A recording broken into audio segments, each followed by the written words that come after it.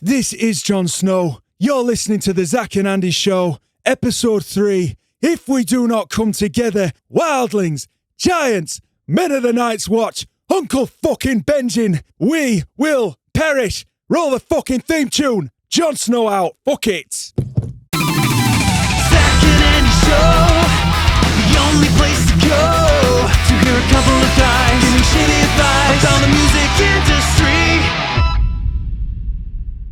Anyway, we're filming, we're recording. We are. I'm ready. I'm a little bit, You're spreading your legs a bit, mate. You're trying dude, to I need to spread my legs, dude.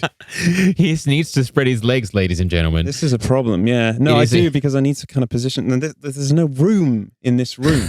I mean, everyone knows that by now. Fucking shit. Everyone knows that by now. Fucking shit. Everyone knows that by now. Fucking shit. Everyone knows that by now. Fucking shit. Hello, and welcome to the Zak and Andy Show, Episode 3. Yeah. This one's going to be a pretty special one. Very dynamic episode and kind of polarizing between the two of us on what we both know and feel about this situation. So it'd be really cool. What's this episode called, Andy? So I think we're going to call this one, it's a very good clickbaity title. Your favorite titles. So it's going to be, Are Record Deals Worth It? Ooh. I think it's a big hot potato that we're going to be tossing around the room today, Zak. It is.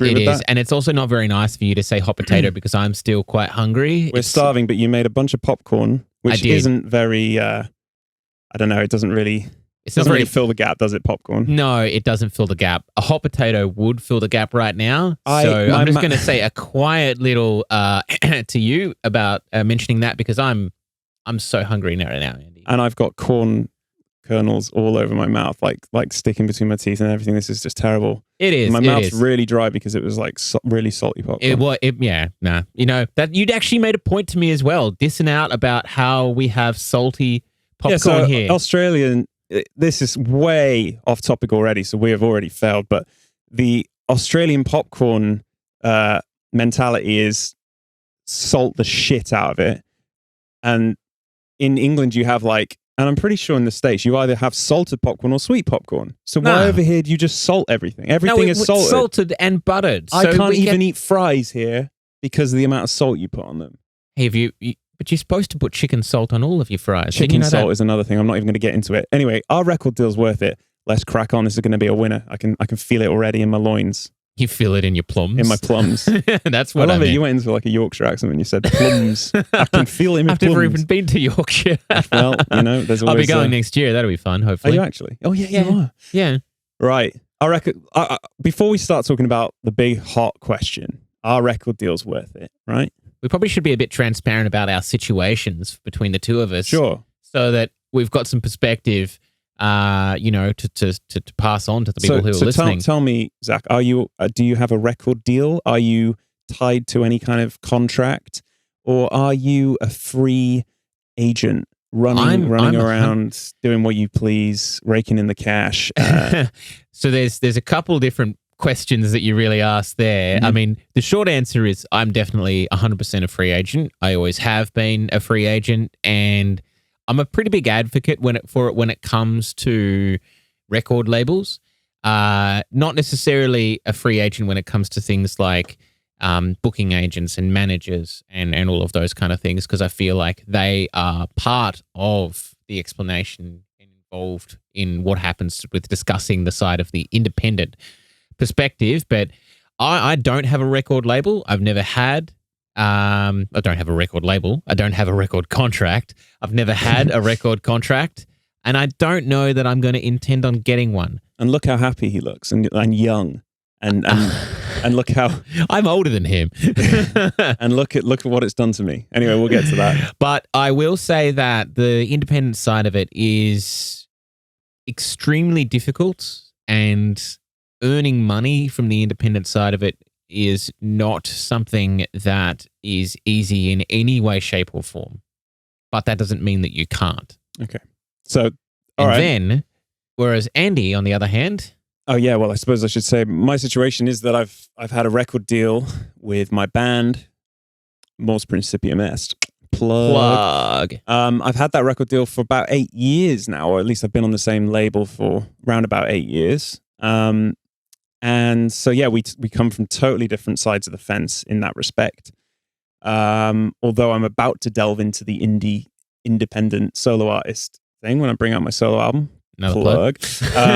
So I'm kind of very interested in hearing what Zak's got to say on being an independent artist, and just comparing the two worlds.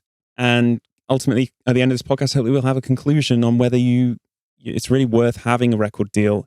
Are record deals all they appear to be, or is it necessary? What are the pros and cons? And exactly. And we'll go from there.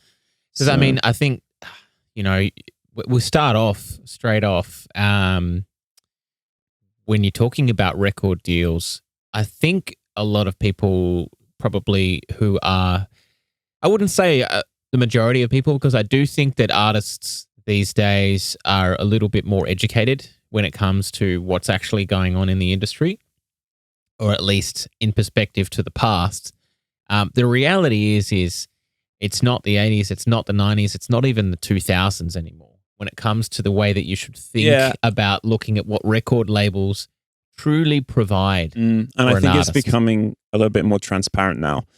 I think a lot of bands are willing to give their nightmare scenarios and stories out on the internet. And I mean, again, very much like the first episode, the Spotify episode, I'm going to have to rein in my feelings a little bit for political reasons. He's not going to rein them in. It's going to be it's going to be difficult. But there's a ton of there's pros and cons.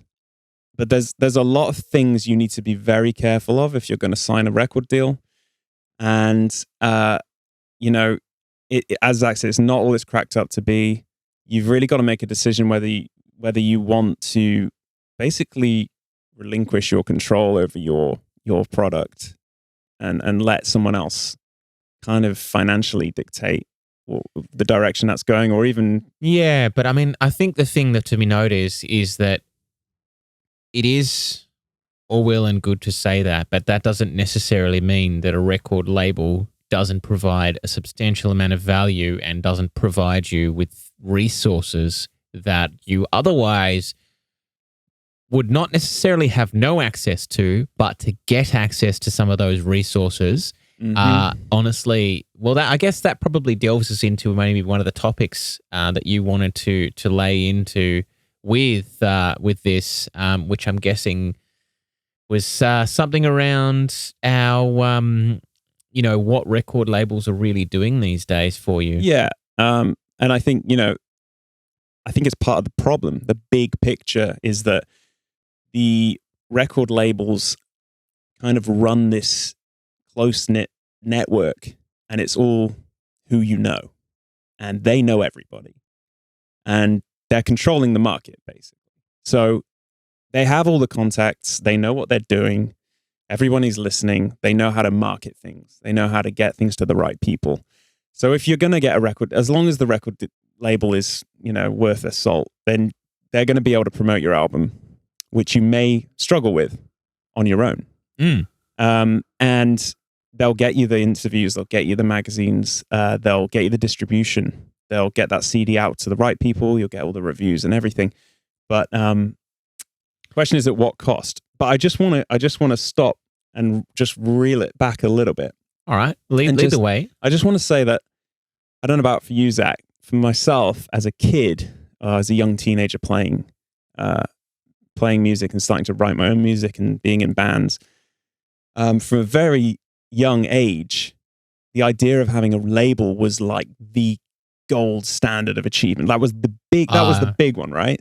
I think that's true for both of us. Yeah. Both from the same era. And I mean, I always dreamed of starting a band and, getting signed to like a record label like Roadrunner or something. Yeah, Roadrunner was the big one for the kind of metal, the time we were into. Yeah, it was either Roadrunner or for a while for me, it was actually Maverick. Maybe that's because Deftones were on it or something like that. But and of course, then, I'm thinking about like the punk labels. So there's record labels like Epitaph and stuff like that. But The thing is there's always been, at least for people I would say who are probably 25 and older, there was a lot of prestige around the idea of being signed to a record label. Yeah, and no, I don't think there was much knowledge of what that meant and what that entailed. It was just this big holy grail thing to reach. It was one day I want to get a record label. That for me was everything. It was everything as a kid. And I will say this, a lot of our sort of discussion behind record labels is very true in terms of where the information is coming on, and is focused a lot more to the heavy music side of things and maybe towards the sort of the rock scene. Having a record label in the pop world and in the rap world is a very different kettle of fish. And the kind of record labels that there are in that world and what they can do for you, they're not dissimilar, but the effects that they can have and the connections would drive you probably a lot more. And we'll delve more into that as we go as well. And I think there are similarities between both. I think it just comes down to the nicheness of metal in the end, and the popularity of, obviously, of pop music. Yeah, exactly. But yeah, exactly. I think if you're going to be a big star in the pop world, you're looking at definitely needing a record label. Because Yes. I don't know if you can name any completely independent artists for pop music. I mean, they would still probably at least have distribution. Yeah, but I really can't think of anyone. It'd be really, I wish we'd kind of actually Googled that. But I wonder if anyone can comment and let us know if there's any huge artist out there today. I'm talking, in the top 10, pop artists and just pop or hip hop or yeah, R&B. or just like a big star who's made it on their own. They haven't used a record label. That'd be really interesting, because I just don't think it happens these days, really. No. And I think an interesting thing to note is that a lot of the money that is definitely driving records, and I'm talking about the process of creating a record, when it comes to labels these days, is still there in the pop, hip hop, and R&B world, but it's not there in the heavy music world. And that, funnily enough, is probably something that is key to note in terms of what you actually get out of a record label, because it actually directly relates, funnily enough, to what I do, obviously working in engineering. I've not experienced it because I work with independent artists, but I can definitely say that the idea that a band is going to go into the studio and spend $50,000 creating, or $500,000 creating a record, a heavy music record, and go and create one, and then it's going to go on and sell millions and millions of albums, is a very dated idea. Yeah, you're talking Guns N' Roses even bands like Slipknot would get that much kind of money. That's fair. There are some big metal bands with crazy budgets, but they're few and far between. They are, and you got to question the value for that money. So, I've just made a solo album. Plug. I've done it. Plug. I've done it all myself. Apart from I've had it mixed and mastered by my good friend Thomas Pleck Johansson from the Panic Room in Sweden. Incredible guy. engineer. Massive shout out to him. Check out all of his stuff, because he's an incredible guy, and I'm lucky to be friends with him, and he helped me with my album. But ultimately, I spent 2 or 3 years just working on my computer. That's all I needed, was the computer to do everything. I know that's not the same for everyone, but I think gone are the days where you would go to a studio to write the music. I mean, you have bands who would spend 6 weeks in a studio just writing all the pre-production stuff, the money that would go into that. I mean, it still does happen sometimes. Think about also like Protest the Hero, when they did the big crowdfunding campaign for one of their albums, and they were like, we need this much money for this and that. We need to record in like the biggest, best Canadian studio there is. They blew like, I don't know how many thousands, like hundreds of thousands of dollars. And I'm just like, these days I'm kind of an advocate for, you can kind of do, at least before mixing and mastering, you can kind of do a lot of the stuff yourself. You or can. on the cheap. You can do it on the cheap, definitely. I mean, I would I would say that I mean, my opinion is somewhat biased, but I am definitely a strong advocate for bands making sure that they do a lot of like writing and pre-production, together as a band, making sure that you've got, complete or semi-complete songs before you get to a studio is necessary, because it's save the time, save the money, basically. It's very true that I've had a number of artists actually come to the studio and they've literally come in and said, we've got one section of music, or we've got a couple of different chords, or we have some vocal ideas, and can you help us write a whole song? And I've had to do that before, and don't be wrong, it's fantastic. It's a lot of fun. It's a great challenge, but it's wasting money for the band. I would prefer to have a band come in with an idea, and then we can work it together as a collaborative process to make it the best version of their idea. I don't want to have to write something for them. And a really great example of a band losing or spending money unnecessarily is, I'm not going to name the band, but I've just heard about a fairly big metal band who spent 2 weeks just tracking bass for 2 weeks. That is in a little long. In a big studio. So you're talking, 600 euros a day or something just to be tracking in a studio like that. And then 600 for 2 weeks. It's crazy. So that's crazy money. 6,000 euros. You're talking 10 days. Insane. Yeah. It's insane. I think it was 14 days. Wow, there you go. So that's insane. That's basically the entire budget of an average album. Yeah. Mix and master, isn't it? Really, Well, I mean, at a very professional level, yeah, yeah. I mean, and the thing is, it's very good for bands to try and be as DIY as they can, because it gives them the knowledge to learn about what they need to do. Yep. I would say that unless a band really, really knows what they're doing and they've got people in the band who are actually skilled engineers, which is not uncommon, I would definitely say that I'm a big advocate for bands still going and organizing to get engineering done with a good producer, because the one thing that you can't do in a mix is you can't make something that sounds bad sound out of this world. It's got to be good. And you can't polish a turd. It's an old saying, and it's true. You've got to get it right at the beginning. So you've got to, every step of the way, it's got to be good going in. You can't just then make it sound great in the mix. That's just stupid. I agree with you. But I do urge people to, if you're trying to save money, whether you're independent or whether you're on a label. I'm on a label, and I'm still not asking the label for the money to go into a studio for 2 months to track all the guitars for a Mors Principium Est album. I will do all that myself in my own time at home to save on that money. And I'm going to talk a little bit about how that works with the money from the label to make an album.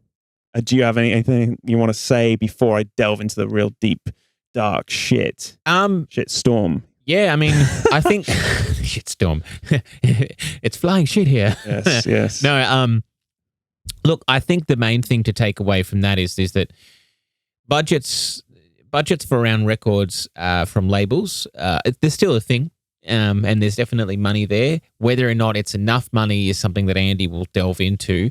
I don't want to go too much into the process of recording and how bands can do it themselves and all of that.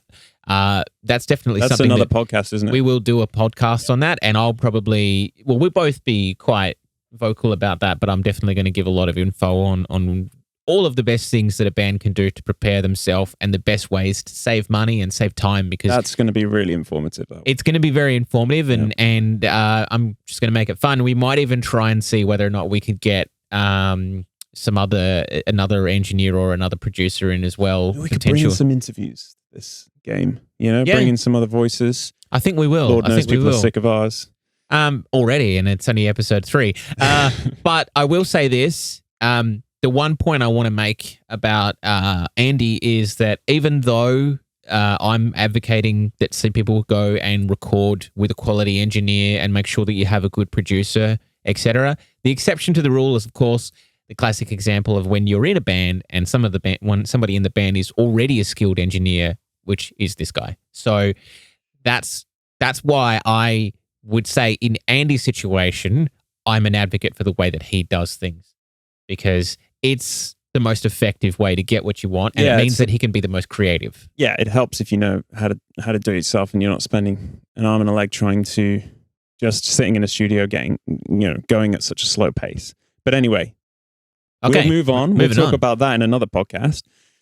But let's talk about what a record deal is and what it's all about. So, lead the way. I'll just try and sum this up as eloquently as I can. As quickly and concisely as I can without getting too emotional. No, don't rush through it. Just do your thing. Do the Andy thing. So, right, let's start off. You're in a band. Your band has picked up a little bit of attention. And suddenly, a record label has contacted you. You've picked up the phone. They're saying, hey, guys, you know what? We believe in you. You're fucking awesome. We're going to take a big gamble. Wink. It's probably not a big gamble on their part. Otherwise, they wouldn't take it. They sign you. They say, we're gonna sign you for, let's say, 2 albums. You're over the moon. Everyone's jumping around. You can't believe it. You might even go on Facebook and post, we are now signed to this label, and you'll get 50,000 likes and everyone will go crazy and the champagne will come out. Well, let's dive into what that label are actually giving you and what you're giving them. So the first thing is they'll want you to do an album. Most likely, right? So in order to make an album, you need money. So that's what they call the advance. So they will advance you a certain amount of money to go and make the album, which is great. You've now got a record label. Let's say, for example, Zach, they're going to give you $10,000 to make an album. All right. Yeah? Decent wedge of money. You would never have been able to pay that money yourselves. None of you have jobs. You're all fucking musicians. You're all fucking waste of space, basically, in the eyes of society. You work in a supermarket. You probably work in a supermarket and you don't have time to do all this shit and you don't have the money, right? So big cheese record label comes along. You can't believe your luck. They've given you 10 grand. Unbelievable so far, wouldn't you say, Zach? You'd definitely be going for this? $10,000 is enough money to make a record. It is enough money to make a record. Yes, definitely. Even if you're doing some pre-prod stuff in a studio, even if you're tracking everything, I think you can do it for 10 grand and do a good job. I'd say in Australia you can go and make an album for $10,000 and come out with what I would class as a world-class record that you would feel satisfied with. Yep. But there's a lot more to getting yourself to that if you need $10,000 to make an album, which is about the amount of money it costs to make an album. That's really good.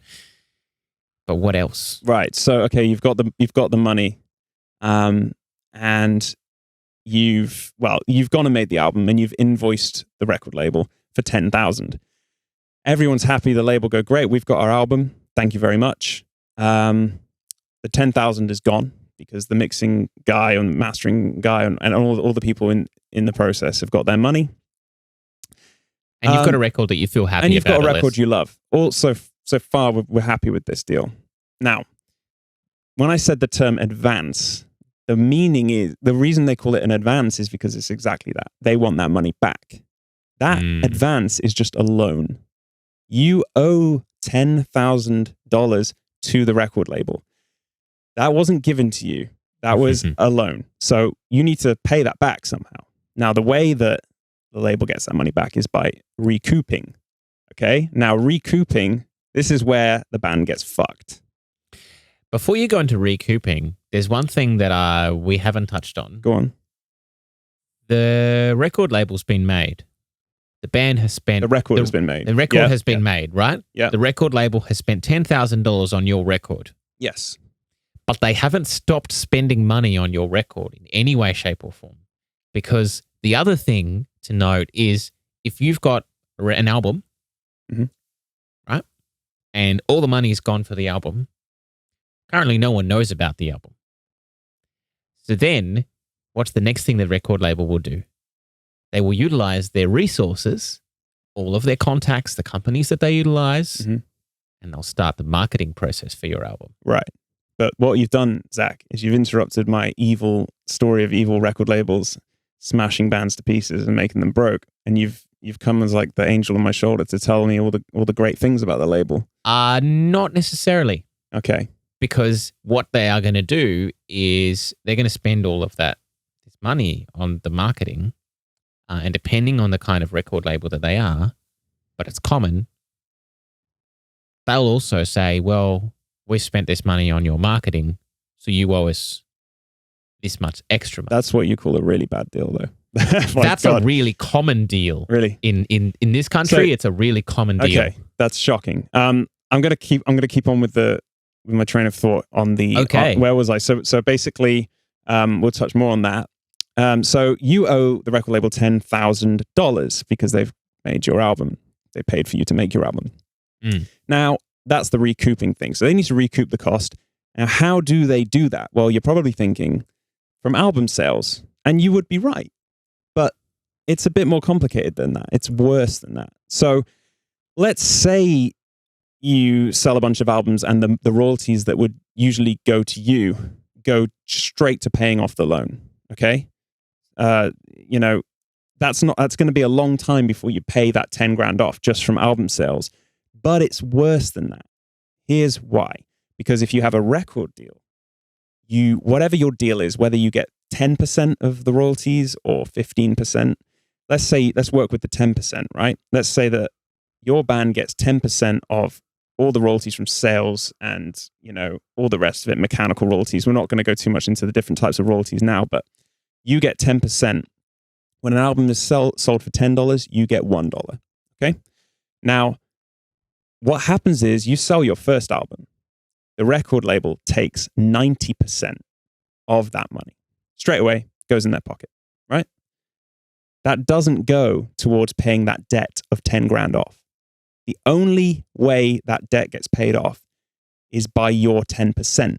So you sell album number 1, you get your $1, your 10%, and just before it goes in your pocket, it goes straight back to the record label to pay off the $10,000 debt.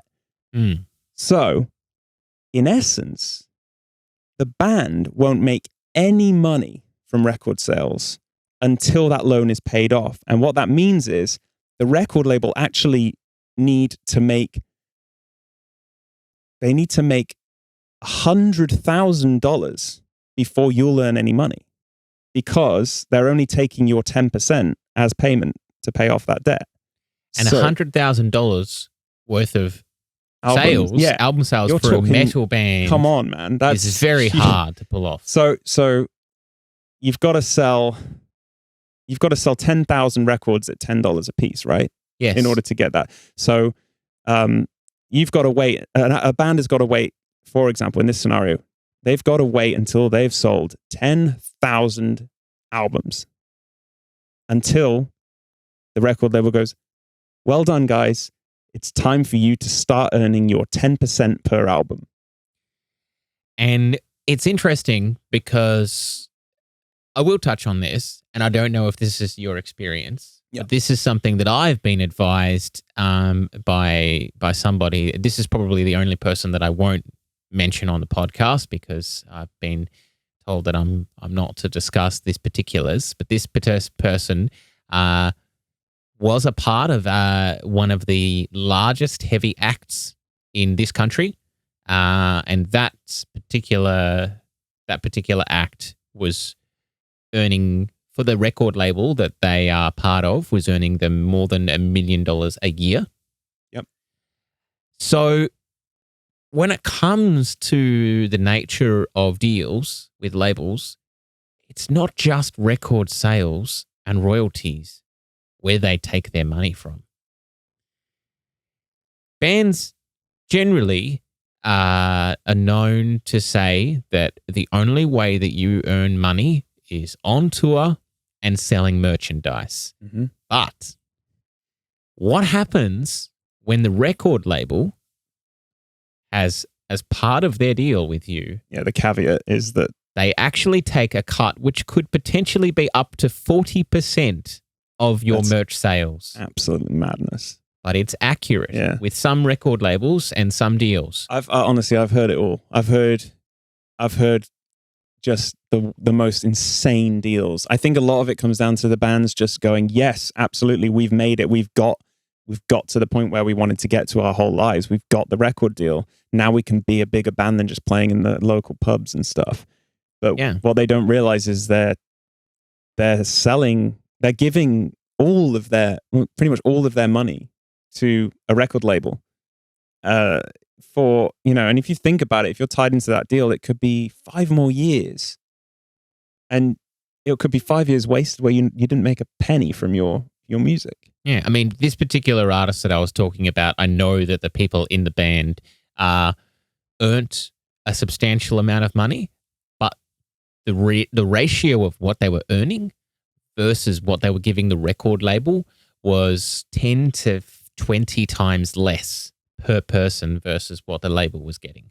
So that is in the scale of things, that's a really and I think reasonable. The bigger your band is, the better deal you can negotiate. So definitely. So if your band is seen to be growing and the record label notices that and they're like, God damn, you guys are killing it.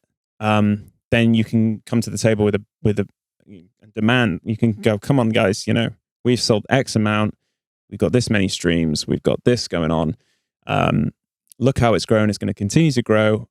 Next album, we want a better deal. But the thing is, people don't understand record deals. The average people in a band are not lawyers. They don't care about that stuff, and they don't have the time, or they're not focused that way mentally. We're creative people, so it kind of it can really bite you in the ass. Yeah, it usually isn't our thing as creative musicians to get into the business side of thing, which is important. I think you should have, a band manager, and you should have a little bit of know-how and support. People that you trust, people who know what they're doing, and people who would be advocates for you, which we'll get into when we go into the independent side of things. So, but the thing is as well is that it's not all doom and gloom when it comes to record labels, but it is very important that you stay super informed about what is really happening, and that you make sure that you get the assistance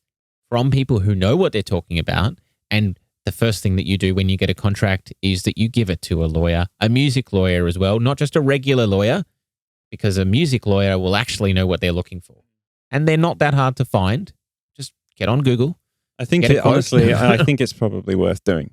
Just, spending a few $100 to know that you're, not stuck in some horrific thing where, like you said, 40% of all your merch money is, and you know what?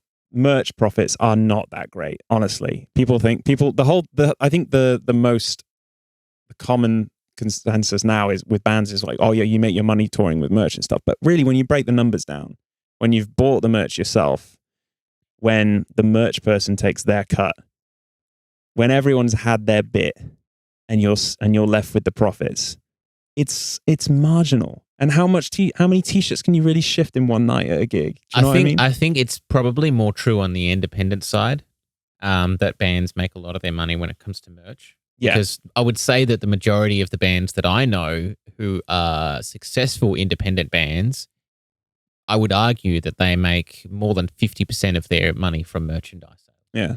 I'm just thinking honestly, when you finally get that when you finally get that number, let's say $5 profit was made on a t-shirt, then you split that between every member of the band. That's $1 each, let's say. And then 40% goes to the record label because you've got some fucking bullshit deal.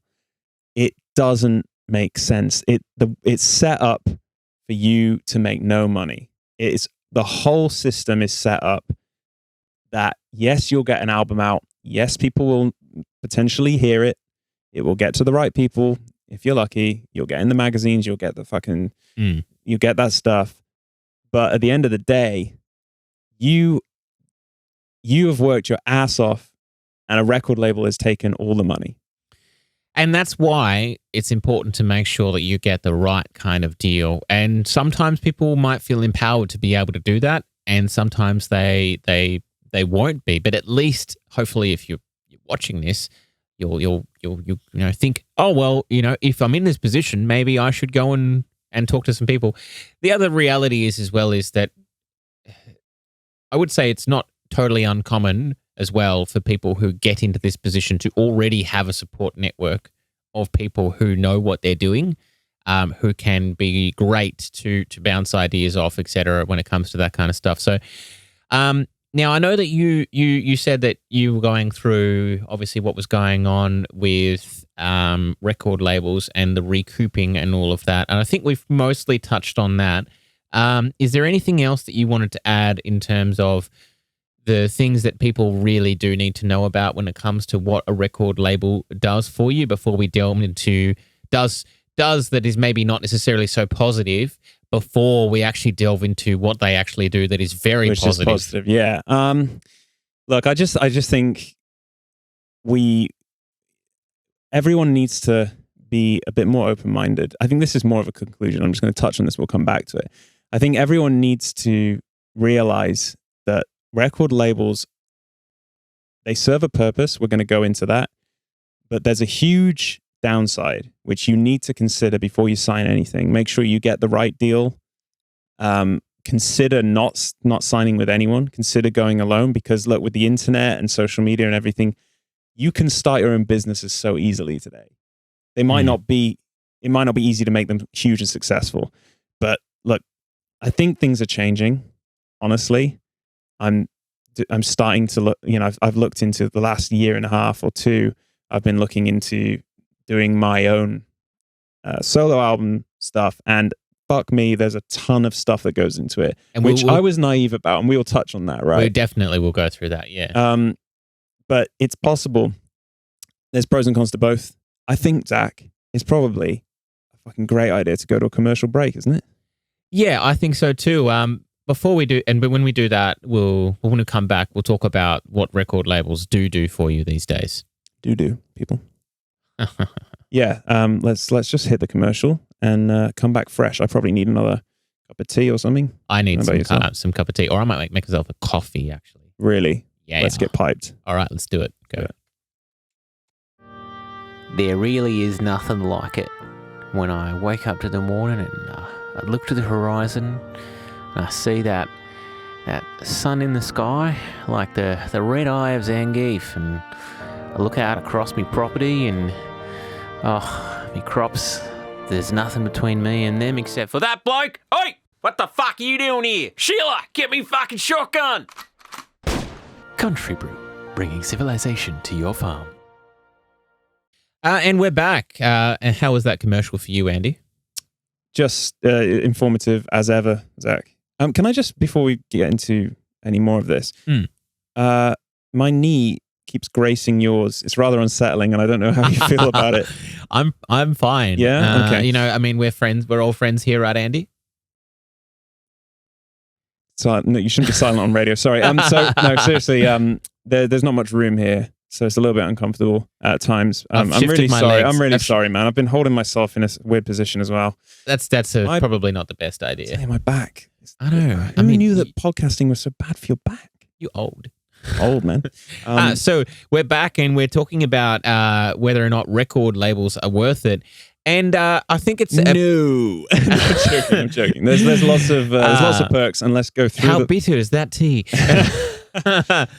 No, but I think that it's really important for us to actually talk a bit about what record labels will do for you, and why there's a lot of reasons why being on a record label is a positive thing.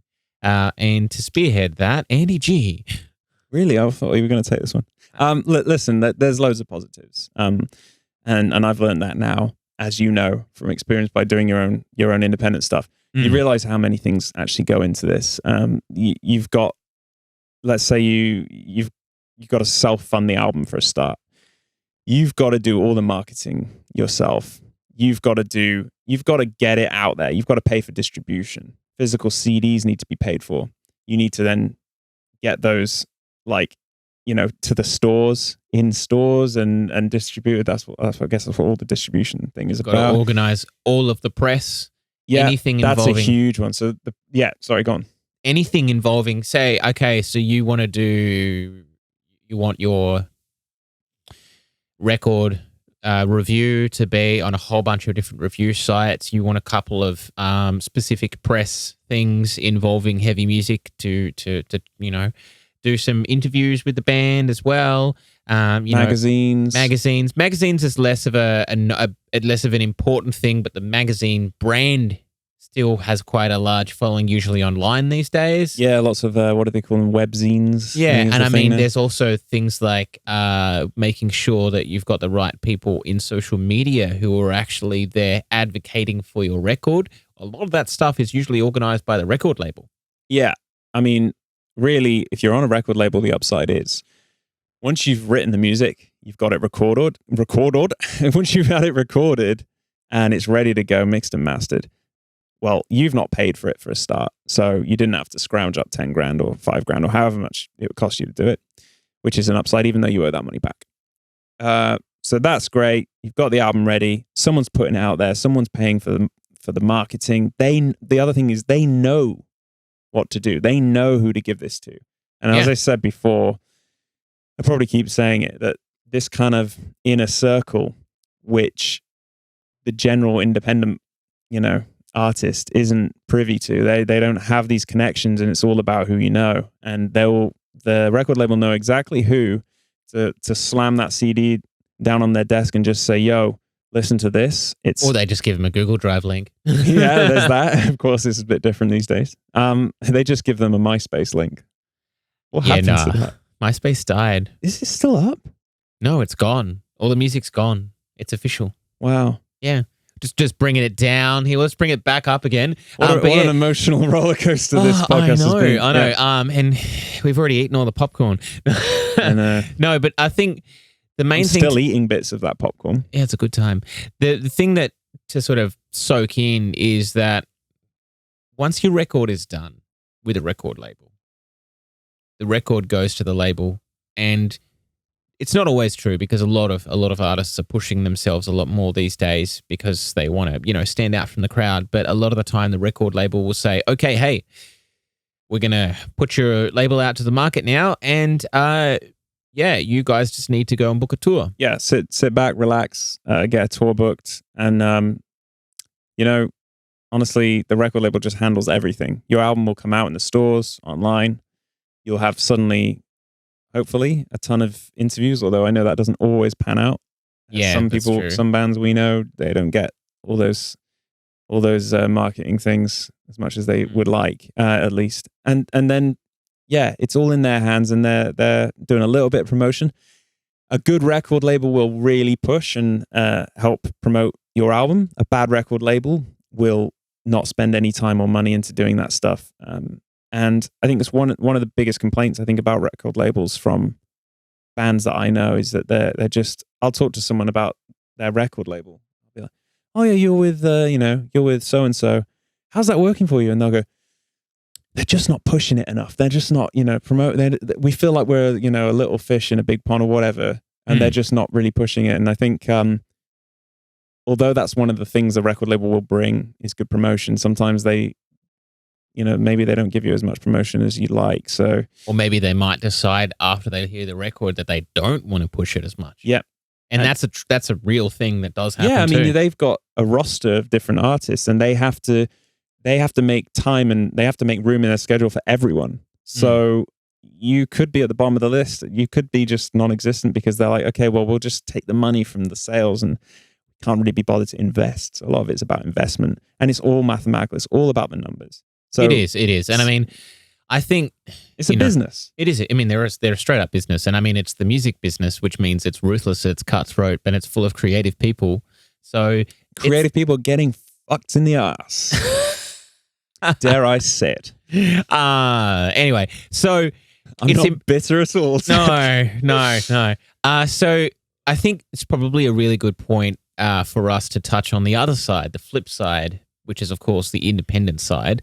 The first thing that to straight up say about the independent side is that with the independent side versus the label side, it is a lot harder for you to break through the mold. It is very, very hard. The reality is that most of the most successful and biggest artists in the world in all styles of music have a record label or have been on a record label for a period of their career. I don't think that you disagree with Yeah, I agree, actually. I think there may be a few independent artists in the metal world that have done it off their own back. But are they in this? But they're few and they're not as. They are few and far between. In fact, I I can't name you a single one right now. Again, if anyone wants to message us and let us know of a good evidence of a successful artist that's just come on their own way. Yeah. All the GoFundMe stuff, the Kickstarter stuff, and all that. That's really taken off now. And I think I want to kind of leave that to the conclusion, actually. We'll go through that a bit more later. But I think the thing to note is that it may be true that most independent artists aren't always necessarily the biggest artists compared to their record label counterparts. Not always true, because some artists who have been on a record label and then go independent afterwards can be very successful. And that's usually the people who are the most successful. But the thing that is really important to note when it comes to being an independent artist versus being on a record label is that the amount of success in terms of record sales and people coming to shows, touring, all of that you need to earn money in the independent side to equal what you would need to in the record label is substantially less. You don't need to be nearly as popular to be able to earn money in an independent band. That's it. So your cut is so much bigger because it's your money. It's coming straight back to you. It's harder to get off the ground. Your numbers aren't going to be as big, but the profits are going to be bigger. So that's something to weigh up, isn't it? It is. And the other thing to note as well is that when you're an independent band and you're in a point where the band is successful, you're never going to stop working. You will always be working very, very hard. Yep. Every day, all through the night. Sometimes, it becomes an obsession. The reward for the time of being a musician it's ridiculous. If I think about, minimum wage or whatever, people complaining about minimum wage being too low. If I really summed up, I wish I could, just the amount of time that I've spent trying to, create my music and push my music compared to the money I've got back per hour, it would be 0.0000 something. It's crazy. But the thing is, it's a passion. So it is. And I don't it's up to you if you want to get involved in this game. It's a really unforgiving game, unfortunately. Well, I mean, I think the same would be very true for me when it comes to, my creative endeavors. My band has had some success in the independent side of things, but more based around streaming. But I would say that the majority of my income that I've earned being a creative has definitely been from being an engineer and a producer. And that's just simply because it's on my own terms. Yeah, but that's more stable, actually, because you're setting a price for a certain amount of work, aren't you, or the time that goes into that work? It's a service industry, I'm providing a service to my clients, and that's the nature. But we're not going to delve into that because that's not related to this. So the thing I think to probably note is that I don't want to start off talking about independent side of things to make people feel negative about it, because it is a lot of work, but the resources are available. Yes, the internet's your friend. There are contacts out there. Yeah, there are. You can do it. I actually, I implore people to try. And maybe you want to try that before looking, or while you wait to see if a good label is out there for you. You can try on your own first. You're going to probably be doing all that stuff anyway. Just take it seriously and work smart and get your shit together and promote your band, because it's so easy to do it. It's so fucking easy to do it now. So I think probably a really good thing to touch on, which is interesting because this is literally just going to be rolling off all the different things that Andy is probably in the process of organizing for his solo album. Plug. Maybe not everything, plug, but... Hit me and I'll tell you. All right. So when you're an independent artist and when you've got music that is at the point where people need that. They need it in their lives, and that it is really good. You've created a great single, a great EP, or a great record. You've worked with a reputable, producer, you've got a mix that's slamming, and you know that this is the shit, right? Yeah. The first thing that you do is you do not make the rookie mistake of going, "Hey, everybody, here's my music." That is the worst thing to do. Don't do that. Oh no. And that happens all the time. A lot of the time, people are so focused. Straight on MySpace, get it all up there. The whole album, free streaming. MySpace is dead. Just let it go. Let it I'm go. not letting it go, man. Let it go. MySpace is my life. All right, fine. So many independent artists that I have had the experience of either working with, and I've tried to help them, but they just have wanted to release their music. Or I will say this, there are independent artists out there who don't care about marketing and they just do music for the sake of it. And I say props to them. They're not in it to make money. They're in it because it is an outlet for them. And that is definitely That's how it true. starts with any musician, isn't it? It's definitely true. People don't create music to make money. I've been sat on my solo album for 2 years, pretty much. And people are like, when's it coming out? When's it coming out? And I'm like, it's almost at the point of embarrassment where I'm just like, the pieces aren't in place yet. But do I want to just release it digitally and with no kind of pre-sale campaign, with no kind of marketing strategy at all, and it falls flat? Or do I want to do it properly and get it the attention it deserves? But really, we need to talk about that in another podcast, and we can go into how to release your own album independently. That's a podcast right there. It is. I will say, I'm just going to touch very quickly on the things, the things that are important as an independent artist. Obviously, making sure that you get the quality record or single or EP that you. The one thing you can really control is the music. So make sure that shit is. It's incredible. Yes. And there are lots and lots and lots of producers out there that you can get in touch with, and they would be happy to work with an independent artist. And a lot of the times you'll learn a lot from them, and they'll definitely have a lot of people that they will know that you can potentially work with. And what I'm talking about is booking agents. I'm talking about managers. Now, you're not going to get a manager in a band unless you're actually doing something that makes you worthwhile. Mm-hmm. And that's definitely something to work into as well. I personally myself have never had a band manager. Doesn't mean that I don't want one, but at the moment, obviously, it's not a focus right now. The other thing as well is you're talking about, a promoter and somebody who organizes your PR.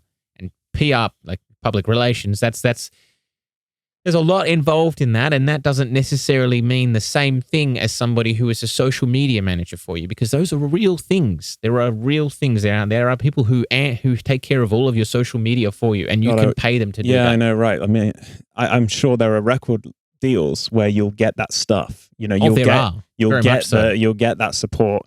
I think the bigger labels will do that, and the bigger the contract is, or whatever bigger the numbers are, the more they're going to give you to help, and even offer management, which is something that we've never really had. We've kind of always done it ourselves. Or Vile, props to him, because he's done an incredible job managing our band, and it's all in a way.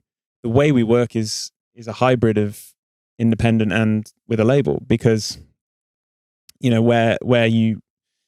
where the record label falls short of giving us those things, we're kind of doing all that ourselves. So I think you're always going to be doing a great deal independently. You're always going to be making your own content, your own videos to try and promote the band. You have to do that stuff. Otherwise, well, it depends out how much you want to push your band. But I love creating content for the band, because I know that it increases the fan base, and that's really the whole goal of building a band, like building any business. Yeah, I mean, if you want your band to succeed, you've got to work hard on the music, and you've got to work hard on pushing the music as well. But yeah, I mean, it's quite common for a lot of bands who are independent to be very successful if they have a really good manager and a really good booking agent.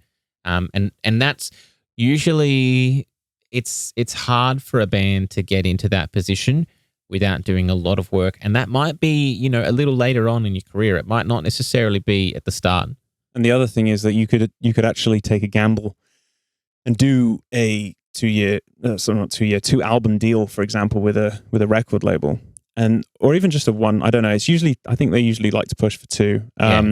So let's say you sign up to a record label in the first instance to get your name out there. They might really help promote you, and you're taken more seriously. It's another thing we didn't really say was that there's a phenomenon that comes along with having a record label where people just suddenly, they are more prepared to buy into that. They're more prepared to invest in the band because they believe it's a real thing. It's like, oh no, you're not just in your bedroom recording shit. You're actually on a record label, you're taking it seriously. So yeah, I'll invest my time in you now. Oh, you're a real band. You have real t-shirts. You're on a real label. It's this big facade, isn't it, that comes along with it. Yeah, definitely. And I think, it's very easy for me to see the difference. What happens when a band gets signed onto a record label? I mean, for me, I've been dealing a lot more in obviously the hardcore scene and a lot of things involving that in Australia. And, it's real. There are a lot of record labels going around at the moment, some of them larger than others. It's very common to see a lot of independent record labels as well, which is a different thing altogether. And some independent record labels are really good because they offer you much better deals. But some cases? Yeah. Some cases, yeah. But the thing to note is that when you're an independent artist, you've got to do all the work, but you get to reap all of the rewards. And you will usually get what you'll get out of it, what you put in. So I think it's just probably kind of a point for us to maybe roll on to some wisdom soon. I just want to finish my point on the different ways you can do it. So of course you can do it independently. You can do it with a label. You can use potentially a label as a springboard to then go, see you later. We've fulfilled our contract. You guys have helped promote us and make us established so that people are able to invest in us and taking us seriously as a real band and real business. And then go, see you later, we're going to do it independently. And then you've kind of got the best of both worlds. So that is an option to think about as well. It's a really good option too. Yeah, and obviously, as you said, with that, we probably need a little break, and we probably need to give you another hot tip, a bit of wisdom. Would you say, Zach? I'm down for some wisdom. Yeah, for sure. Let's roll that jingle, Zach, and fire away with some wisdom. All right, do it.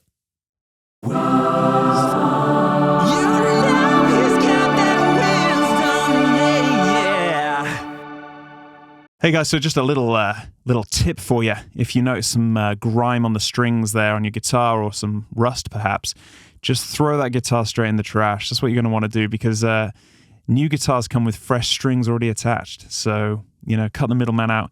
Get yourself a fresh new guitar, baby.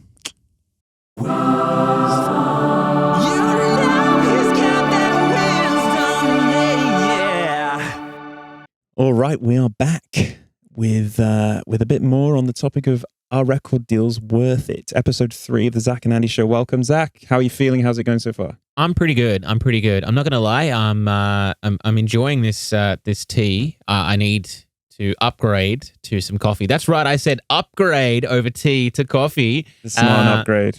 It's not. It's an upgrade. It's not. Look, in case the listeners are wondering, he's British, so that's why this is like it hurts when I tell him that coffee is an upgrade. Look, it doesn't, especially here in Melbourne. That's right, because we're in Melbourne and we have. You guys think you've got the best coffee in the world? We do have the best coffee, and the Italians think they've got the best, and the Swedish think they've got the. I tell you, the Finnish love their coffee. That's good. I really want to go to Finland and they try drink some of that a lot. I know. I went on tour with a guy who drank. I think I could probably say who it was. Go on. Well, actually, it's irrelevant. Look, someone I toured with drank 2 liters of coffee every morning. 2 liters. That's probably going to give him like a little bit of a. I think I would have some kind of aneurysm if I had even 2 cups of coffee. My brain's a scary enough place without you're drugs. Like you're you run a little bit different than the average beast. That's for sure. Ladies and gentlemen, I run hot. I only have 1 gear. Yeah, extreme. Yeah, well, yeah, exactly. I mean, I knew a friend of mine. I had a friend of mine who decided. Yeah, I didn't have any friends. No, he decided to go one step further, and he would have cocaine. No, actually, that probably doesn't put it past him. No, but yeah, no. He instead of having coffee or tea, he would just be down for that energy drink train. And forget about it. one particular period of time for 6 months, he would drink 6 to 10 energy drinks a day. Until God rest his soul. He's alive now. He doesn't drink any caffeine anymore. Wow. And he actually like had severe heart palpitations. Listen, and I'm already very nervous about that. No, I mean my brain runs at like, I know I'm kind of chilled now-ish. But if He's not chilled, if I'm working on music and stuff, I mean, I'm a fucking maniac. I mean, honestly, like the mania hits, and I don't need any stimulants. But I do recall not really knowing that and having 3 cans of Red Thunder energy drink in one sitting. And my God, did you feel the Red Thunder? I felt something. I saw the devil. I looked into his eyes, Zach, and I tell you, it was not pretty. Panic attack central. I cannot do it. I cannot have too much caffeine. If I have a large cappuccino with you, we go across the road and have a cappuccino, you'll see a different side of me. Please don't go like full berserk in the cafe as well. Well, I mean, that time when I flipped that table, that's not going to happen again. I told you. Chiller. Just chill, Andy. All right. Let's bring Topic it back. on hand. Topic on hand. Obviously, our record label's worth it. Is the independent game where you want to be going? Can you do both? Can you do a hybrid of both? We've talked about the pros and cons, Zach. I just want to elaborate a little bit more that I didn't touch upon. We touched upon the record label can potentially take some of your merch money.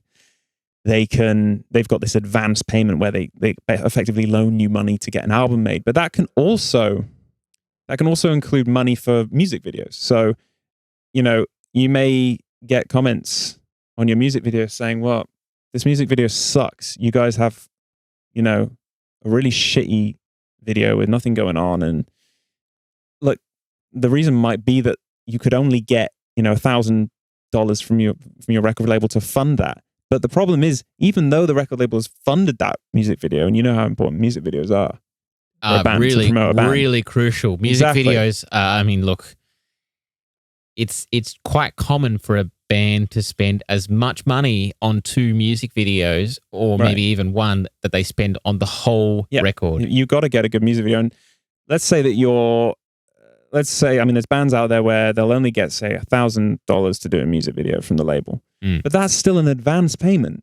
So all you're doing is adding to that debt. You're adding to your debt. And really the label want to keep that debt going so that they're stopping you from earning any money. And another thing to note is that when you've had a couple of years off the album that you made, that label's going to be going, well, maybe the debt's coming to an end and they're going to start making money again. Let's push for them to make another album. So it's completely in the label's incentive to force you to do, or to push you to do another album, because then suddenly, guess what? Advance payment comes in. You now owe them X amount again, and it will take 2 years to pay that off before you start making money. It's a vicious cycle at times. Sometimes bands will reap the benefits from it. Maybe you're not so worried about the financial side and you just want to be big, and maybe you'll get there. But you've got to consider that that money is not coming to you for a long time, and when it does, there's not going to be much of it, potentially. Yeah, and that's where we could definitely go into a big part of what is quite common with a lot of very successful bands who, in the music industry, who are out there, and the label's obviously doing a good job. They've got great music and they're succeeding. And the reason that they stay with those record labels is obviously because they have the prestige and the larger than life persona. But what a lot of them have is they have a side hustle, and that's where they make their money. Yeah, and absolutely. That's definitely a whole thing and I think, for us to go into. I remember Misha Mansour from Periphery saying that he's come out and said he basically makes no money from the band. All his money comes from his side projects, projects as in other endeavors, not non-musical. He's got pedals. He's got pedals and stuff like that. You get the endorsements, you get all this stuff. There's loads of other ways to make money if you're lucky enough. But there's big names in the metal industry are coming out every day online saying, have a look at the money we didn't make. And everyone's being a bit more transparent, which I love.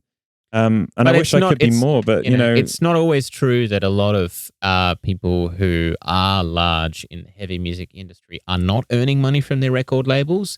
But what you'll often find is the people that are earning money have got themselves into a position of power and have renegotiated a better deal for themselves with their label. You can, but then why would Periphery not be able to renegotiate a better deal? Well, I don't know the particulars of them. I'm not a member of the band. You have Matt Heafy from Trivium saying that he makes more money from Twitch streaming than he does from playing in Trivium and releasing albums. Yeah, but he's so obviously what's wrong there?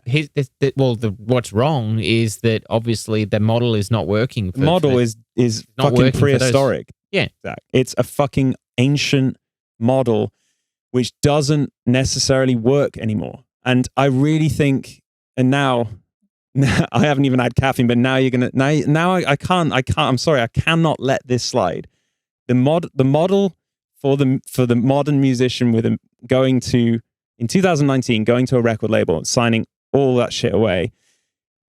What the fuck is going on? People need to wake up. People, the listeners, the people buying the music, they need to have a think about where the money's going. They need to have a think about what they're doing. There's this big thing about downloads. Oh no, we've got to stop downloading illegally. We need to start buying the albums. You know, people need to start questioning, well, where's that money going? Is that money really going to the artist? And should I be buying more merch instead and helping the artist that way? Because I think people really want to support their bands. They do. And it's amazing, but how do you do that? How do they do it? If they're in a bad deal. Yeah, and I think the thing to think about is that and breathe. Yes, and breathe. Andy, breathe. That was very emotional ride, that one for you there. I got more. Yeah, I'm sure he does. So it's important for people to be in the know about what's going on. It's very hard for the listeners to know how they can support a band if just listening to their music, streaming it on a paid account on Spotify and buying a physical copy of the album and buying merchandise, you know, they think that that's what's going to help the band. And generally speaking, that should be the case. It does help the band, of course. And it definitely does. But yeah. I think the thing that people like when the creative people need to think about is that, you know, the idea of being on a record label is an archaic thing. Is it still necessary at this point in time in the music industry? Yes, it is. Is it the only answer? No, it's not. So with that, I think that we should move into a bit of conclusion regarding this particular podcast, because I think the answer is probably going to be not as black and white as maybe you think it might be. Like for all the negatives, there are positives. There for some people, for some artists, it's a better idea, or at least it seems like a better idea to get on a label. If you're a more commercial act, sometimes you can go, you can shoot up and get big like nothing, like you would never be able to independently. And that's you know, you can utilize the label. I know that another thing we didn't really talk about, we're talking about different examples, different artists, which I think is great. Winter Sun, how about that? You know, Winter Sun, they had their record label, they had all that shit going on, and they went, you know what, fuck this bullshit. Let's crowdfund it was just Time, wasn't it? That I think they crowdfunded. And they bring this album out. How much did they earn from the crowdfunding? It was insane. They made enough money just from fans waking up and going, I'll fucking pay for that. The fans got what they paid for as well. Yeah, but Winter Sun ended up getting a recording studio, and you know, it was insane. I mean, they made enough money. Was it like $500,000 or something? Yeah, and they built their own studio. And you know, I think these days, Zach, I think people are waking up. I think they would rather just pay directly to the artist in many cases, and I think there's a lot of there's kind of an embarrassment from the artist to ask for money, and I don't think that is fair. I think the artist should be able to come out and be like, you know what, we're going to do a Patreon, we're going to do a Kickstarter, we're going to do these independent things because we believe in our product and we believe you guys are going to enjoy it and it's worth something. Because we should do another podcast on this, is perceived value of money. Perceived value of music. Or creative, or just art in general. The value is gone because of everyone can get everything for free now. Yeah, and I think that it's a very archaic thing, and it's really common as well, that a lot of people perceive creative things, and I'm not just talking about music. I'm talking about anything creative. We could talk about writing. Yep. Talk about visual art. Anything along those lines. People don't have a perceived value. They're not used to paying for it anymore on creative things. Yeah. And what I think that personally for myself, coming from the side where I'm obviously a creator of music, a composer, as well as somebody who works in the industry to be somebody who's there for the creation of it as an engineer and a producer, I get to see both perspectives. And I personally think that musicians are the most underpaid people going out there in terms of their profession. You look at the amount of time and the amount of effort that is put into it and the quality of work that is required, and it is very underpaid. Yeah, and the accumulated knowledge over the years that it took. If you pay someone to fix your car or fix your boiler, they're charging you a lot of money because they've spent years training and gaining that knowledge. So you're not necessarily paying for an hour of their time. You're paying for years of their time to learn that skill. Yeah. And it's the same with music, but you're absolutely right that music is often just like, it's background music for most people. And the value of it, it's not considered to be very valuable anymore. And also I think there's a notion that people are like, well, you're a musician. That's your passion. That's your hobby. And if you make money out of it, great. But otherwise, shut the fuck up and get a normal job like the rest of us, because I don't get paid to sit around watching TV, and that's my hobby.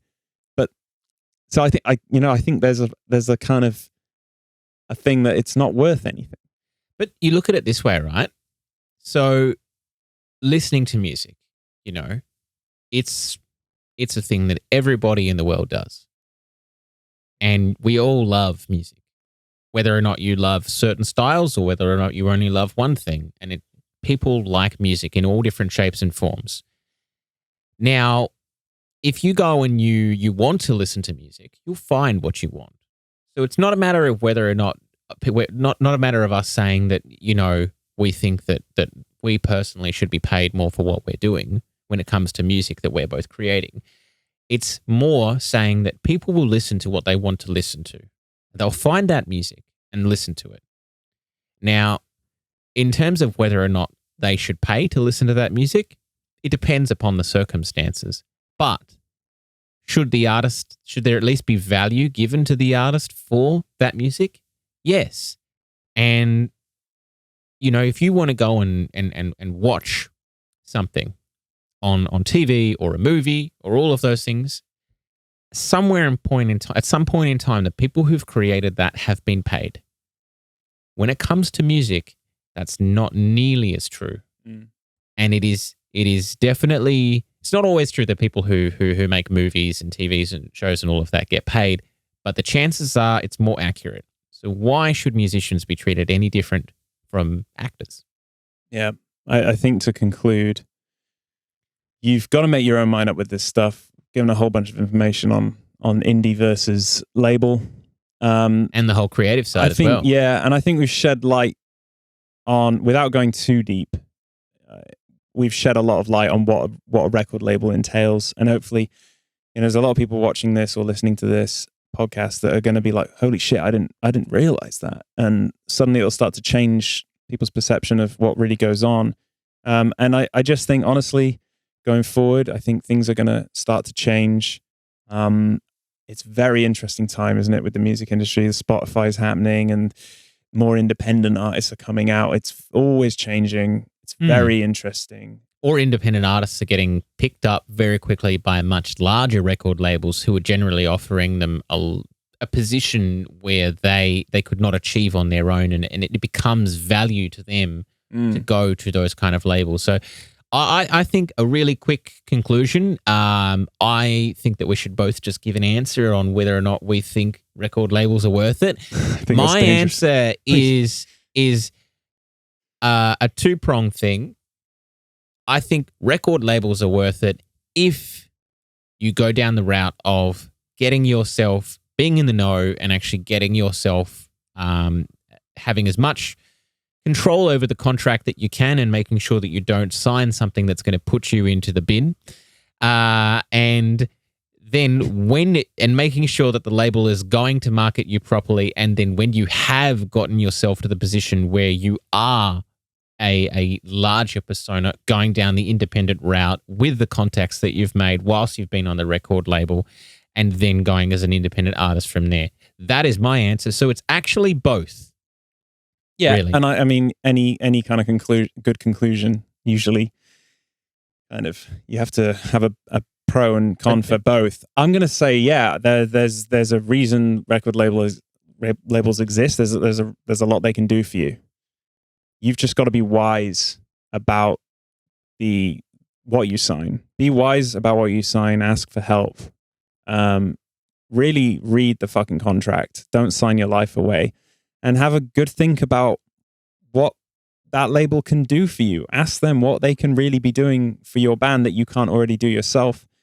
We're living in, an age where you can really push your own stuff independently very easily. The options are there for you. So think smart about it. I think going forward, things are going to change. I don't think record labels are necessary. I agree. I think that they are there. They serve a purpose, but there is no harm in trying yourself first. Definitely. So just have a think, and you'll make the right decision. You will.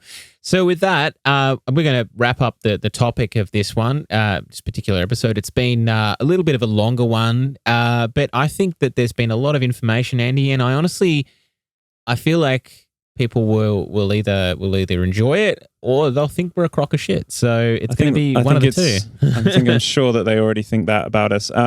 They definitely do. I mean, look at this face. No one wants to see this face. I feel sorry for everybody who's watching from YouTube. It's a face for radio, and yet we're filming it. I don't know why. No, that's okay. So with that, I think it's time for us to move on to some Q&A.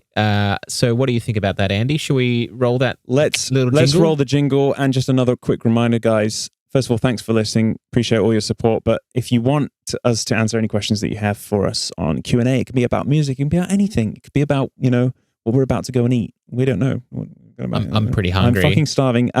Send in those in some way to us, whether it's on social media or emails or whatever. We'll have the social media links, and email will be, in the sub notes in the podcast. We'll also have it in the description in YouTube as well. And if this is on Facebook, well, you can just throw a comment in the Facebook as well. And we'll put the email address here across the screen as well. So literally every week, ask us anything. We'll answer it. We'll do our best to answer it, no matter how crude. So go all out. And Zach, with that, I'm going to hit the jingle and let's go to Q&A, buddy. Sounds good to me. Let's do it. Done. Zak and Andy Q&A. Ask a question. Hello and welcome to the Q&A. Would usually be the questions and answers section, but we are in quarantine. Yes, we certainly are. due to this coronavirus, so we're not filming this section. It will be on the end of the YouTube video, but unfortunately, I am in my studio and Zach, you are in yours separately. Yes, across the other side of Melbourne. But I'm here. I'm imagining you in here in spirit, Andy. You have a tea, is that correct? I do, a cold one, but a tea nonetheless. And I, sacrilege. Well, it's not Melbourne sacrilege; it's sacrilege for our podcast. I have a coffee, so please don't hold that against me. You heathen. Well, it's strange. It's a very strange time, as everyone knows. We're all in quarantine and the world is shutting down, and it's a very scary time. But we're going to carry on with the podcast. We did film these episodes a long time ago, actually, potentially almost a year, 9 months to a year ago, I think, Zach. Some of these episodes were filmed quite far away. Yeah. So we're just adding on the Q&As to the end of them now, and we're doing it remotely, but we're still doing it. And we've had a number of questions from you guys, so we're going to try and answer some of those. And All right, well, fire away with the first one, Andy. Well, actually, this one guy, Burn Back Time. Oh yeah, Again, Burn not sure Back if it's his Time. real name. On Instagram, he this guy's my hero. He came out of the blocks with about 15 questions. So I think we're gonna dedicate this to all those questions for this episode, and I'll fire away with the questions. It's gonna be quick fire, Zach. I need you to give me your answer, and then I'll tell you my answer, and we'll go one at a time. How do you feel about that? I'm ready. So I'm up on the chopping block first, eh? You are. So Burn Back Time, thank you for all these questions. You are rescuing us. And the first one is, what was one thing you learned that you felt took your playing to the next level? Right. Honestly, I would say for me I'll start with guitar. For guitar, I'd say probably the thing that I learnt that took my playing to the next level was actually about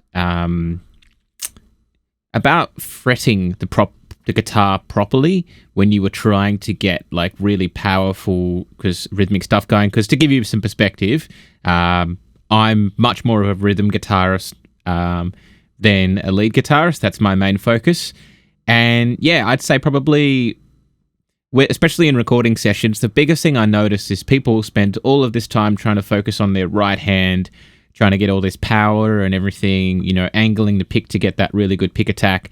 But I would say that a lot of the time they don't concentrate enough on their left hand, and I find that they're always fretting a little bit too hard, and it's sort of inconsistent, and then that's causing tuning instability. Yeah, the intonation goes to shit when you're pressing too hard or pressing too soft. Yeah, or also trying to press like too close to the fret, etc. It's not always exactly in the middle of the fret that is the best place. It's dependent upon the size of your fingers and the shape of your guitar to exactly where it is, but it's a feel thing. But really, I would say that probably the thing that I've noticed the biggest change in my recording has been how much pressure I put on when I'm fretting the guitar. So there you go. What about you, Andy? Well, for me, it would definitely be just the vibrato or vibrato if you're from America. Total game changer. I think that and the control, learning to have control in your playing and be able to play one note really well and make it sound like you're good at guitar, make it sound like you're putting your passion across in just one note, and slow and wide vibrato. I think that's what separates an amateur a lot of the time, or an easy way to pick out an amateur guitar player from a good guitar player. I think it's the easiest way to improve. So that definitely, I think, took my playing to the next level when I realized that you don't have to sound like Kirk Hammett with your vibrato. Anyway, I'm going to ask you another one, Zach. We're going to speed this up. It's going to be quick fire, and that was a bit of a burn for old Hammett there. Sorry, mate. Any piece of gear, Zach, that you got rid of and regretted? Yes, actually. So it's no secret that I am a big fan of ESP guitars. It's the main lot of guitars that I use. I have my Eclipse 2, which is my workhorse. It's the most used guitar that I use live and in the studio. I love it. It doesn't have stock pickups on it. I've got a couple of Orpheus pickups put on it. And it's very, very beautiful. But in the process of actually getting that guitar, unfortunately, I had to sell a guitar to be able to get the funds because, like the majority of musicians, I definitely do not have a large amount of money. And so it's often the case that sometimes you have to sell a piece of gear to be able to get the next piece of gear. So quite a while. What did you sell? So about 6 years ago, I sold a Gibson Explorer. Oh. And I am very, very, very happy with my Eclipse 2, as I guess you could say the term an upgrade over the Explorer. But now that I'm obviously doing the full-time studio thing, having access to an Explorer in the studio for clients would be very, very, it would be great. So I'd say that's probably the Explorer. I just miss the difference in tone. It's a nice kind of sound, especially now that I'm doing a little bit more rock and some pop rock kind of stuff. So it's kind of it's a nice kind of alternative sound to use as opposed to the really high output that I've got running from my Eclipse 2. So okay. I don't actually think I have any regrets of stuff I've let go. Maybe it'd be nice to have the Pod XT Pro rack thing lying around that I used on just everything until, really late, until probably too late. I think I used it until about 2014, 15. And it just did the job. But I have more regrets about stuff I've bought, I think. Oh, yeah? Anything in particular that you regret buying? Just that kind of quest for tones from amps and realizing that, for me, it's just not the way forward. I bought a Trace Elliott Speed Twin, which is a very rare British amp, and I ended up preferring the Pod to that. So and then I was like, well, I've got this really expensive rare amp. It's not the right tone for me. It's more rock and not really metal. So then I went and bought a triple rectifier, which was ridiculously loud and impossible to have in a house. So then I bought a hot plate to try and saturate the tone with low gain. Didn't really work in a house. It just doesn't work. I'm sorry. It's, for me, the amp thing, unless you've got a studio where you can reamp stuff, it's pointless. I don't need amps. I just don't need them. Well, I mean, you also have the ability, you have a lot of good friends who have amps that can do reamping for you as well. Exactly. So it makes it a lot easier. I've just remembered something, Andy. I do actually have one regret when it comes to purchasing gear. And this is going to be a little controversial because I still own this and use this piece of gear because it's the only speaker cabinet that I currently own, and it's a Fryette Deliverance cab. Oh, and I don't regret the sound of this cab, but I do regret how great its projection is live. It's super directional, and honestly, there's been many a time where I've had that cab up on stage and I've had to go move over to the other side of stage or a little bit further away to be able to do vocals on a different microphone because my singer might be over on my side of stage or whatever. The moment that happens, I'm basically just running on autopilot. I'm just playing the song based off memory. I cannot hear a thing. I'm sure that you have experienced that plenty of times before playing. Yeah, plenty of issues live. Don't worry about that. So there you go. All right, next question. Next question, right? I'm going to try and speed this up a little more, but was your mind completely blown when you moved down under, obviously to Australia, and the toilets flushed the other way round? Now, we need to talk about this. Okay. Because is this true? Because I've not noticed it. I'll be honest with you, Andy. I've never been to the UK, so I can't tell you. See, so maybe I need to call one of my friends back home in the UK. I mean, you could do like a live FaceTime like flushing video, just be like, okay. I should have done that. The thing is, when I moved here, I moved into an apartment with square toilets. So I think that might have disrupted the whirlpool effect somewhat. Yeah. But I will, you know what? I'm going to flush the toilet. I'm going to have a look and see what's going on after this podcast. Maybe you could do that and you could get one of your friends over in the UK to do it as well. And then you could do like a comparison who flushes better, the UK versus Australia. I'm going to have to report back. I'll have to report back on that one. Yeah, for sure, because that's one of those things that I don't know. I've heard about it. I've seen it on like The Simpsons or something, but I've never actually not done the test. So I will report back. All right, with fantastic. My findings. All right, Desert Island Rig. They're asking. I think I know what you're going to say. I think I'm just going to say it straight up. It's going to be the Kemper. It's everything that I need in one box. Now, I will put a stipulation on this. The reason it's everything I need is because I have got really good profiles that I had the luxury of making some myself and the rest being made by Chris from Monolith Studios. So, pretty lucky in that aspect. But certainly this particular rig, it's my most used rig in the studio. It's very self-explanatory, really. If anyone wants to know any more about anything to do with Kemper, you can look them up. And if you want to hit me up for any questions on them, please do. Yep, I think for me, it's obvious. It's the Axe-FX. Same sort of reasons. It just does everything I need. So I'm not going to take 1 amp with me when I can take, everything with me. So that's what I would take. Let's move on. Have you put another shrimp on the Barbie? Well, I actually haven't put a shrimp on the Barbie in a while. The last thing that I put on the Barbie was a kangaroo burger because, that's just what I did. That's how you roll. But you have historically put another shrimp. Meaning, really, it should be: have you put 2 shrimp or shrimp pie? I don't know what the plural is. It's shrimp and shrimp. But technically, They don't call them shrimp here, so it's completely stupid. So that's the thing. So this is ever since I was younger, I do not understand the whole thing of putting a shrimp on the Barbie because I have never come across any Australian person who I've seen barbecuing who has said, let's go put a shrimp on the barbecue. It's a prawn.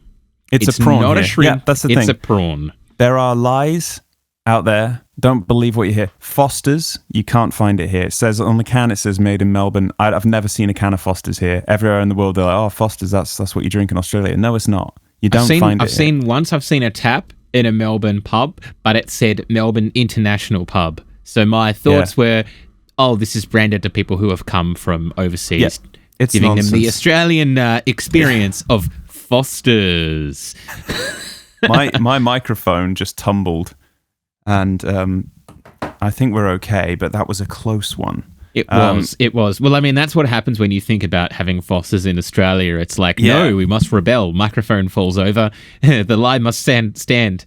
But exactly. Have you ever come across any Australians who have said, let's go put a shrimp on the Barbie? Like, without being joking about it. It's totally ridiculous and it doesn't happen. But this is the thing. I don't know where that came from.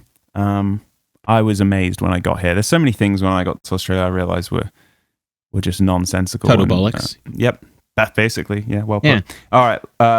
There's so many questions here. We could probably split this up. I think we might have to. I'm going to ask 2 more, right? For this podcast, and we'll save some for the next episode. 2 more questions, Andy. All right. Are you ready for this? I am ready. UFOs. I don't know what happened there.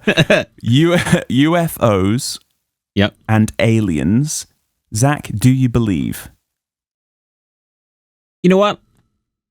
I'm going to say yes, only because I feel like presuming that we are the only intelligent life, because I guess that's how people sort of class UFOs and aliens is other intelligent life. Presuming we are the only intelligent life in this universe, well... And that's saying something given the scenes that we're seeing in the coronavirus... Yeah. And what's going on. But yeah, intelligent life forms, Presuming we are the only intelligent life in this universe, I don't think... I think it's realistic having that presumption. I mean, there's a lot of people who do, but I don't agree with it. So, yeah, I do think that aliens and UFOs exist. How they are is probably quite different to whatever we have presumed. They could potentially just be like a plant. You have no idea. Yeah, but I think aliens, mathematically, statistically speaking, have to exist. Not have to mathematically, but most probably do. The probability is very high that they do. Yeah, exist. the probability is high. I mean, if you think about, if you want to go really deep into all the universe and all that stuff, and the fact that this is all probably a simulation, and all that nonsense, it's terrifying. And you know what? We're probably not the only ones destroying our planet. So there you go. Also, I will add onto the end of that one. Oh yeah. If you're interested in UFOs and aliens, please watch a documentary about a guy called, I think it's Bob Lazar. I feel like I've heard that name before. Have you mentioned it to me before? Yeah, I think so. So this is a guy, I think he's an American. Don't kill me if he's Canadian. I think he's an American who worked at Area 51 and came out and said, we had a UFO there. I saw an alien there. And this guy, I think it's on Netflix. The guy just, while you're in quarantine, guys, check out Bob Lazar. I hope it's Bob Lazar, otherwise I don't know who the hell look it up. But they look up Bob Lazar. He's actually, he owns like a cheese company or something. Yeah. This guy apparently just comes out well, I know, I've seen it. And he's just like, yeah, no, this happened, and the US government threatened me, and they're threatening my family's lives because I've come out and spoken about it. It's very compelling stuff. And it even though I'm not 100% sure I believe this guy, it's just a very good watch. So I think we'll leave it there for these questions. There are so many. We're going to come back next week with the rest more, rest of them. Yeah. I feel like hopefully this has been entertaining for people. They found a little bit more about you and I, and how we believe in aliens, and we have some small gear regrets, but not too many. Most importantly, I guess, thank you for everyone who's been listening to this, and please stay safe. Think about, everybody else as well. I know it's hard when everything's going on, but the more people who sort of focus on doing the right thing, the faster the world is going to hopefully get out of this position. And we can all sort of move on to running our lives. I don't think it'll ever be the same as it was before, but at least we'll be able to, have a bit more stability. That went dark at the end there, Zach. I think it'll be fine. I think, you know what, we can only be positive and look after each other. Yeah, and definitely.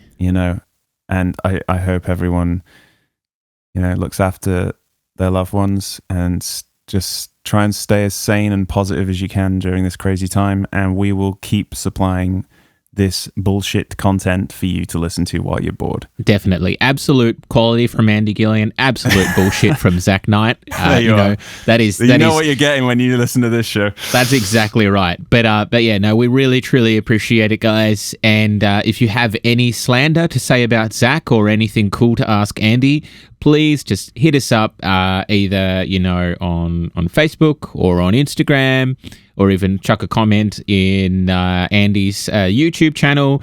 Tell him that he has a magnificent smile and that I've got a really large nose. That sounds about gold. Yeah, that's good. And keep the questions coming, and we'll see you next week. Thank you for listening, guys. Zach and Andy out. Thank you. Cheers.